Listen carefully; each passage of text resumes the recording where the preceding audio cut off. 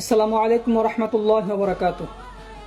তো ভাই, যারা বন্যা আক্রান্ত মানুষগুলোর জন্য হাজার হাজার শুকনা খাবারের প্যাকেট তৈরি করে সেখানের উদ্দেশ্যে রওনা দিয়েছেন, তাদেরকে বলতে চাই, সেইখানে কিন্তু পূর্ণবয়স্ক মানুষ ছাড়াও সদ্য জন্ম নেওয়া নবজাতক শিশুদের অভাব নেই। তো এখন আপনারাই আমারে বলেন, বড় মানুষের খাবার কি ছোট ছোট শিশুদেরকে খাওয়ানো সম্ভব? ভাই, বিপদের সময় মাথা ঠান্ডা রেখে ভাবনা চিন্তা করবেন।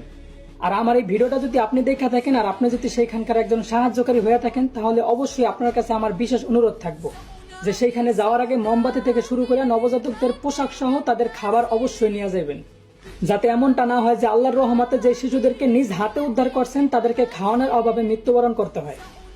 আর একটা কথা বলতে চাই বর্তমান ক্যামেরাম্যান গুলারে, ভাই লজ্জা করে না?